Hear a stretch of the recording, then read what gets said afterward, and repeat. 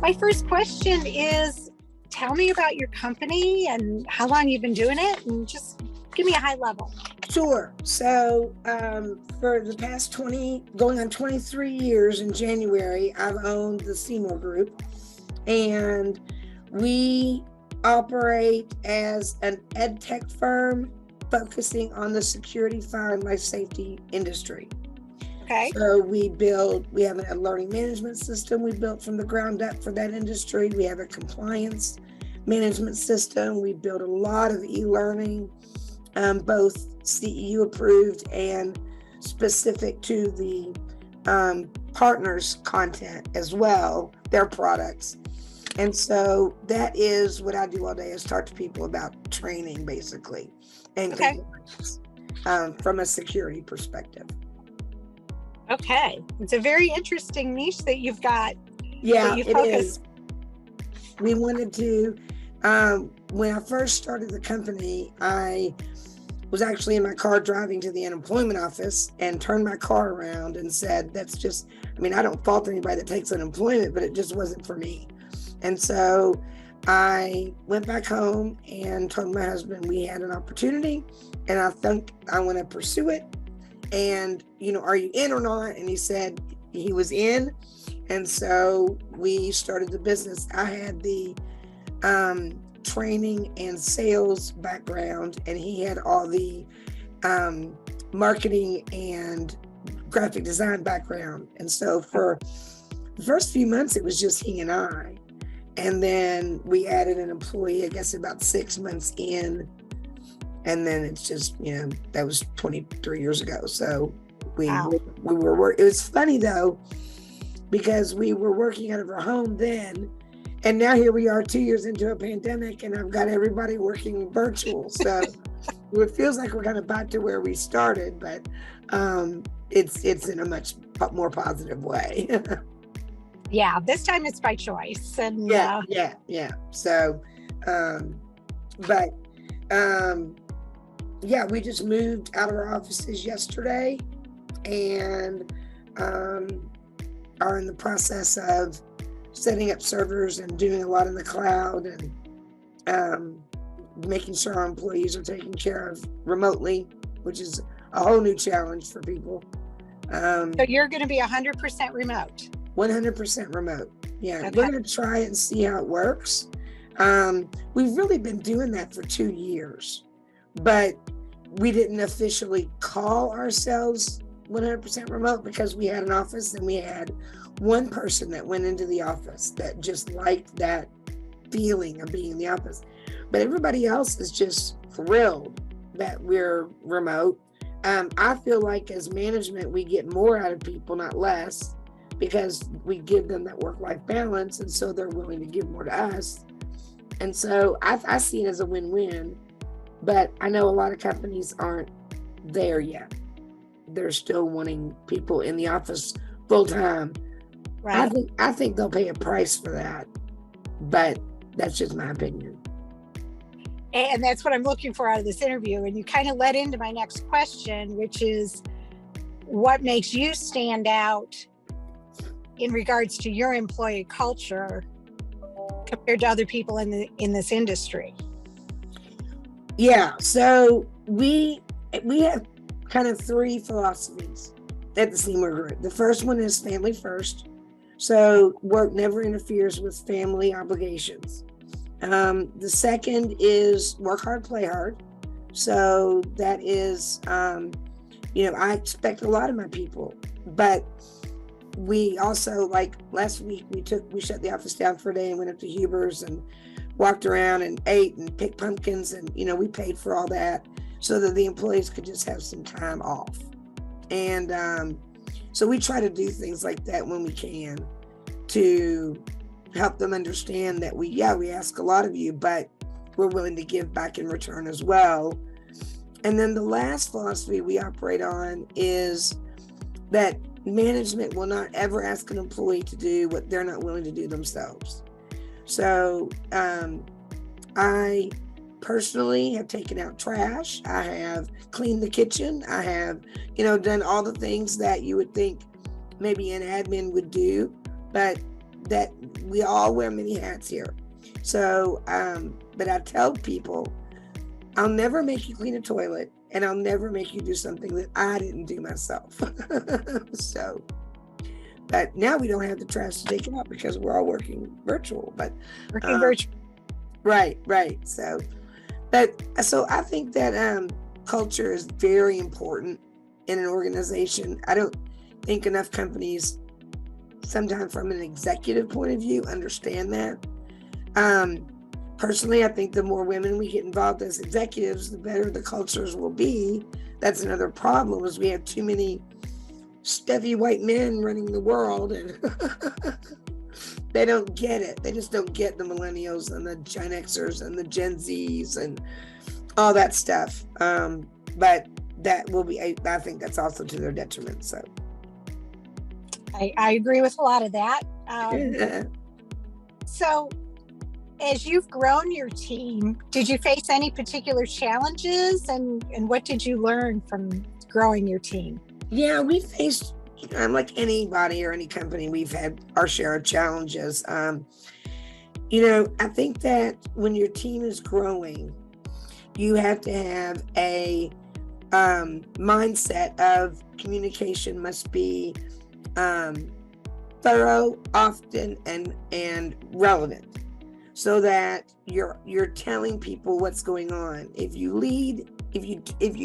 let employees try to figure it out on their own, they will usually go down a path that is, I think, maybe based out of fear because they don't know, or it's based out of an inability to communicate maybe at a level that an executive should be able to, at least. And so they're left to their own devices, and that can cause problems, right? So we try to communicate a lot.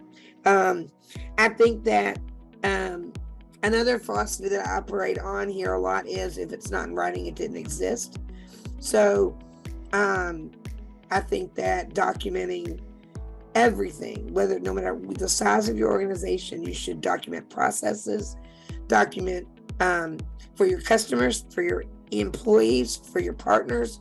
But taking the 30 minutes or 3 days that it might take to document a project will pay off dividends in the end, because you're not scrambling to, do things. Yeah, I always say, if you don't have time to do it right the first time, you're not going to have time to do it right the second or third time either. So just slow down, take your time, do it right, and we all benefit from that. And then I think a new challenge for us is this working in isolation issue, because our employees are remote, as I said, and they, I guess they take off for lunch. I guess they play with their animals at home. I guess they have their kids there. I don't really care if the work gets done, but they're isolated from us as a unit. And so we have to reach out in new and unique and creative ways to keep them involved and part of the process, part of the decision making, not a result of it. Wow, you've really thought this through before you pulled the trigger on the fully remote. So oh yeah, we've been thinking about it, like I said, for 2 years. It's been bubbling in our processes as far as what are we going to do, and how will we go remote from a technology perspective. That's a little easier than keeping everybody motivated and engaged when they're all working from home. Right. And that's one of the things that I'm seeing and talking to business owners, is that engagement is being less and less because of the distance, and it is a challenge. So if you were going to do this whole thing all over again, is there anything you'd do differently? I'd be lying if I said I did it all right the first time, right? So there are certainly things I would do differently. I think more of, with me, I'm not real low on confidence or ability, but I think that one thing I would do is certainly never back down. I know that I started a company as a young woman in a very male-dominated industry, And so, I mean, when I first started, I had companies that would not work with us because they said, you've got a woman in charge. Now, 23 years later, it's gotten much better, but I can tell you, we meaning the women in the industry, still face a lot of those same subconscious / unconscious biases that are out there. And so I know there have been times in my career where I backed down and probably shouldn't have, just operating out of maybe felt like I didn't have enough information, or maybe I just was scared. But regardless, I would do that differently. I would be firm in my thinking and acting, and I would keep it moving forward. I always say you're always moving either backwards or forwards, but none of us stand still. So I would keep it moving forward. Rehashing old things, unless you're learning from the mistake, then it's great. But to keep that weight on your shoulder, I would learn from my mistakes and then let them go and keep it moving forward more, I think. Okay, that's great advice. So what's the future hold for your company? Where are you going? Well, we're growing quite a bit, especially from a client's perspective. We're adding new services, and we're bringing on very large organizations to work with us, which is exciting. But from that's more from a organizational perspective as a whole, I guess. If you're talking specifically with employee engagement, what does the future hold for us? I would say more of it. I mean, we always need to do a better job at keeping our team informed and feeling a part of and participating. Sitting back and not saying anything doesn't do any of us any good. So we tried to have an open door policy as executives here, myself and my business owner, that would allow people to come in at any time.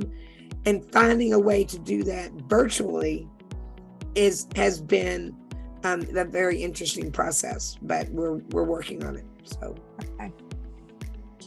Well, I'm excited to learn about a female business owner in a male-dominated industry has been so successful. And how many people are on your team? We have 8 right now, but we're down a few. We're down a few people. We're not big from a team perspective. We're a very small business. But we are probably going to bring on 2 people in the next 6 months. When you hire, I think you also have to be very calculated in your hiring so that the rest of the team doesn't feel put off. You have to think about the impact it's going to have on the whole, not just a few. And so we take our culture here very seriously, and we don't want to bring in people that aren't going to be a fit, because it's not good for them or us. Right. And so when we do grow, I think we view it a lot of times maybe too seriously, like we're this enormous organization. But I think that an employee wants to feel needed and useful regardless of how big the business is. Right. So when I have a vision, I need to learn more probably to share that vision early on. I share it, but probably not as quick as I should. Okay. And my background in human resources fully supports your attitude on hiring. But yes, please share your vision and share it regularly and find out how other people view where they are in that vision. Yeah, because it's hard to say I'm a part of the team, or I agree with this project, or I'm giving you my all when they don't know what that is. Right. So anything else that you want to add for the other business owners that are going to be watching this? I would apologize for my laryngitis that I've had on the conversation with you, but it's weather related. I'm not ill at all. And I would say, keep pushing forward in everything you do as a business owner or as an executive. Second guessing yourself doesn't get you anywhere. Sometimes it's about data and analysis, and sometimes it's just about trusting your gut. And I think you have to have a balance of both. I would agree with that. I've owned a couple of businesses of my own, and yeah, there's the challenge sometimes is knowing when to have facts and when to have Right. In your gut. Right. So, Right. I agree. well, Connie, as I mentioned, I'm with Action Coach Bluegrass, and I do an employee engagement program called Engage and Grow. And as part of Engage and Grow, well, not as part of it, the kickoff to Engage and Grow is an employee engagement survey.